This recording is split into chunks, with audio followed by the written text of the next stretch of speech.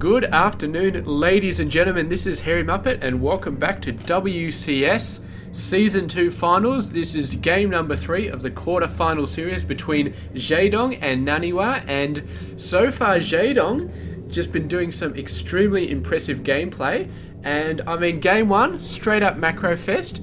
Both players did very well, but Jaedong managing to just get out the win with the Roach Hydra Corruptor and actually forcing NaNiwa into a base race that he could not win. So, and tactically, just really nice play. And game 2 absolutely blew me away because it's something I've never seen before, something I never expected. Halfway through the game, I was like, Jaedong, why are you not getting a third base? He went 2 base against NaNiwa's 2 base. And I'm like, it was completely inconceivable that he was not getting for a third base. But he had a plan. He went for a fast infestation pit when Swarm Host and Nidus wormed all of the Swarm Hosts and a whole bunch of Queens right to the front of NaNiwa's natural expansion. And NaNiwa just had nothing. Absolutely nothing. It's the 15-minute mark. It was like 9 Swarm Hosts in front of his base.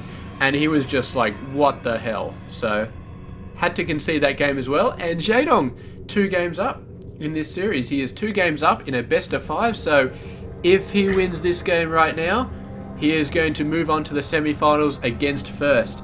And given how well he's done in this game, I do not know how First can how First can defend against Jaedong, because Jaedong knows how to just annihilate Protoss players, as we've seen in this series so far. But I can't count out NaNiwa. I'd very much like to count him out. Not like to, but I feel like I probably have to. I mean, at this stage, I mean, with this extremely strong showing from Jaedong so far, I feel like NaNiwa, I don't know. I don't know what he can actually do to get himself back in this series. Because, I mean, he could go ahead, he could win this game. He could do some really nice plays, make it work. Maybe catch Jaedong a bit of the side or something a little bit unexpected, and he could take a win out. Yeah, that's fair enough. I'm not saying that's impossible. I'm not saying NaNiwa can't pull it off, because I think he probably could. But 3 games, he's got to win 3 games in a row. That I don't think that's ever going to happen. I mean, just Jaedong's been so strong so far. I don't think NaNiwa can do it. I don't think he can pull off 3 games in a row to make it into the semi-finals. It's just not going to happen. And yeah, but the question is, I mean, it can happen. These things can happen. I just don't think it's very likely. In fact, I think it's extremely unlikely. But I suppose you can never say impossible in a game like Starcraft 2, because every game starts from scratch. All you've got is the information you know about what they did last game, and you can mix that shit up a million times if you so desire. And I mean, NaNiwa could do so many crazy things, man. So many crazy things. Whether or not they would work against Jaedong is the question. And yeah, let's check out this game. We've got a third base going down fairly quickly for Jaedong. This is even a little bit quicker than normal. Usually you want to scout the expansion before you get your third base down, but he's got it down before he actually scouted the expansion. So it's going to be at that much quicker. And NaNiwa, meanwhile, going for the Stargate. Mothership Core keeping these guys from being able to scout. But the Stargate is right out the front, and that's the main building that Jaedong needs to see anyway. So he sees the Stargate. He knows there's not going to be a super fast Robo Bay or anything like that. He knows he's not going to be facing a 4-gate. He wouldn't have been expecting a 4-gate anyway. But he's seeing the Stargate, and he's like, okay, so there's not going to be any particularly fast stuff. He's going for the harassment route first, and no doubt he's going to be getting some spore crawlers up here very soon. He may not have seen that Stargate, but I think it's very unlikely that he didn't see that Stargate. I mean, the link's coming in, he's got to have seen that Stargate. The question is, does he have? He does not have an Evo chamber yet, so he's got to find a space in his build to get the Evo chamber out, but we can almost guarantee that'll be in the next minute or so, and the spore crawlers will be following. I mean, with only 1 Phoenix out, he doesn't necessarily need to get the spore crawlers really fast. I mean, a single Phoenix is just going to be used for scouting. Actually, he's getting these guys out already. Am I getting confused here? I think I may have been getting a little bit confused. I think you only need the Evo chamber when you're actually going for the spine crawlers. Spores may not need the Evo chamber. In fact, it definitely looks like they don't need the Evo chamber. So, yeah, that's my bad. I mean, he's getting an Evo chamber now, but that'll just be for upgrades. So, yeah, whoops. Apparently you don't need an Evo chamber for spores. So that's interesting, but the Evos are coming up now. They are all up and ready to go. And this one's actually a little bit further back. So there's going to be some gaps on the edge where we might be able to take some stuff up. But not that many. I mean, as soon as they get in range to lift it up, this gas is way open, man. It's going to be so easy to snipe workers off on this gas. However, Jaedong does realise that. He gets another spore over there, so he should be fine. This one might be a little bit open. There we go. Yes, definitely abusing that opening right there. And he's got a spore up here, but he really needs to get another spore over there. So it's a bit of bad spore placing here because he does have. Oh, there we go. Beautiful. He doesn't even need to build another one. He just lifts it up and moves it over.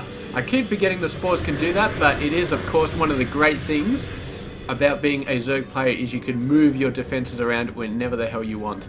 So, yeah, Jaedong moving along to get out the Hydralist Den. So he's going to be going into Roach Hydra, I can only assume. Yep, getting the Roach Hydra weapon upgrades, getting the Roach speed, getting Ling speed as well, just for the hell of it. And meanwhile, NaNiwa going mainly for ground stuff, but he is getting a Void Ray as well, 2 more gateways. So it looks like he's going for a mainly ground-based army with some Void Ray support, which is going to be very, very good. Actually, we have seen in late game, very, very late game sort of play. I believe as the previous tournament, actually. Whoa, what was it? Who was it? I think it was San. It's San versus either Jaedong or Hyun. He went very, very late game ground forces with some Void Rays to counter the Corruptors, and it worked extremely well. The combination of Colossus and Void Rays just shredding the ground units and the Corruptors at the same time. And the Void Ray is going to be extremely good here as well, simply because it can overcharge and just shred the roaches. So we can expect that to be happening very, very soon. Nice force field going to be keeping these guys out. Void Ray, there we go, the attack waypoints on all of these guys. When is he going to overcharge? He's not overcharging at the moment. You'd think he would, but maybe he's saving it. No, there we go. There's the overcharge, and the roaches getting lifted up before they can get away, and the Void Ray just finishing them off. So those roaches are not going to survive at all. Or just look at them get roasted. So not the best of attacks here, but I mean, a very strong Hydralisk presence on the map is going to slow down this Void Ray production somewhat, because Hydras, of course, don't take any extra damage from that overcharge, and they do quite a bit of damage to air. So if he does decide to go for some sort of a Ling Hydra would work pretty well at the moment. Of course, he is going to have Zealots, and he does have legs, so that might be a bit of a pain for the Ling Hydra. The Hydras will be torn between hitting the Zealots and hitting the Void Rays, but I don't know. It depends how many Zealots. If he's building a lot of Zealots though, and he's getting High Templar. He does not have Storm yet, but we can expect either Storm or Archons. There we go, Archons coming up, and this is going to be devastating for the Ling Hydra. Of course, Archons getting in there. All these low health biological units, the Archons are just going to rip them apart, and really, really nice. It's a cheaper, slightly earlier thing that you can do for Roach Hydra if you can't quite get Colossus yet. If you can't quite get Colossus, get an Archon out nice and quickly, and if they get up and close, they still do the same stuff. And of course, Zealots with speed, extremely good versus the Hydras as well. The speed gets them in nice and close, and they just rip through the Hydras once they're in range. Because you got to remember, the Hydras have no health at all. That's like very, very low health, and they've got no base armor, so they only get armor from the upgrades. So here we go. Actually, NaNiwa pushing out nice and hard here, and there's a 4th base out here, so he's going to be in a very, very good position to take this out. The Hydra's crumbling under the Zealot Archon combination, and suddenly Jaedong looking a little bit worried here. He's got a bunch of mutas out, but if NaNiwa keeps getting out Archons, that's not going to do very well either. 2 more Archons coming out, and this is not good for Jaedong at all. Yeah, he's just all over the place a bit, and the Mutas not going to be doing that well versus the Archons, because the Archon is just so beefy versus everything, absolutely everything that Jaedong has sent towards him so far. He's starting to whittle the Archons down, but his Muta crowd is just so... I think he might win this battle, but it'll be very, very close, and meanwhile the Zealot's just taking care of everything on the ground floor. And if he loses this base as well, that's just going to be absolutely phenomenal for NaNiwa. This may be the game that he was hoping for to get back into this tournament, to really switch the momentum over. And we can see that NaNiwa is totally going for Phoenix right now. This is actually the Phoenix range upgrade. Yeah, I believe, yeah, Phoenix range. So he's definitely going to be focusing on counting the Mutas right now. And Phoenix, of course, are absolutely phenomenal at countering Mutas. And there we go, Jaedong, given the GG. And obviously just not prepared. He the thing is, Jaedong went for an aggressive fourth base in his switch over to Mutas. So he had a lot of Lings going on, a little bit of Roaches, but he was taking up for Mutas. And yeah, he chose to go for the heavy fourth base, very aggressive, just before the tech switch into Mutas took into effect.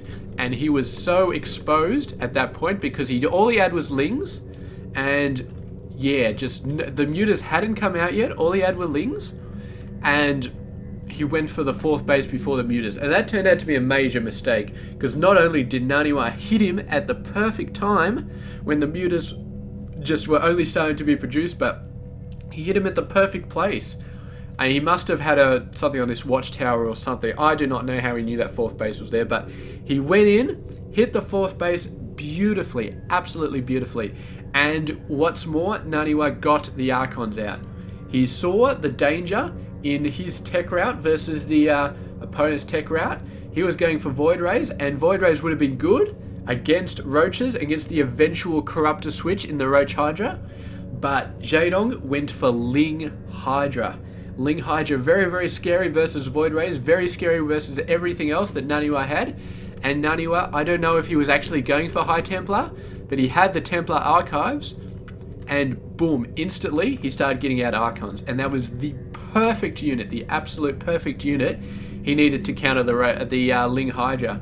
And he got it out, and it was just beautiful, absolutely beautiful. And the Archons, I mean, Jaedong going for the Mutas, and he's just like, oh god, I can't believe he's got Archons already. Oh, it's just so bad. But anyway, there we go. NaNiwa pushing back quite decisively. Not so much a game of really, really awesome macro or something. He's just doing the right things all over the place. He saw exactly what Jaedong was doing at every point in the game. He got the right unit to counter it. The Void Rays weren't really a counter unit. They were just a unit like, alright, I'm going to try Void Rays with my main army, see how it works. But after that, everything he saw, he countered it very effectively, and he took the fight to Jaedong's fourth base at exactly the right time. Exactly the right time. It was just absolute perfection as far as that attack timing was concerned. And Jaedong, it didn't matter what he did at that point. He was completely outdone and had to concede that game. So, yeah, really, really nice. NaNiwa coming in with just beautiful plays and just, yeah, really, really making it work. But he did expose a gap in Jaedong's play. And the only thing I could have seen that Jaedong could have done about it is going for the Mutas earlier, not going for the fourth base before he teched into the Mutas, before building all those Mutas, because that opened himself up. And NaNiwa just went right into that precise gap and just took out that fourth base. So yeah, Mutas a little bit sooner, and he might have made something happen. But yeah, unfortunately he did not, and we're going to be moving on to game 4. So yeah, I mean, NaNiwa still, he's done well in this game, but I feel like he had a little bit of luck. I don't know. I can't say how much luck he had. It may have been 100% skill, but I feel like he had a little bit of luck as well, just a little bit, especially with this fourth base. Jaedong going for the fourth base before he went for the Mutas. That was a bit of luck for NaNiwa, I feel like. Otherwise, though, I feel like he was spot on with everything else, and I don't know. I'm still not convinced he can do 3 games, another 2 games in a row to get to the semi-finals. I still believe that Jaedong will come out of this ahead, but let's not talk about it anymore. Let's move on to game number 4. And if NaNiwa wins the next game, then I am going to have to seriously reconsider my assessment of this series because, yeah. Anyway, moving on. Game number 4. This has been Hairy Muppet. I hope you enjoyed this game. Stay tuned for game number 4.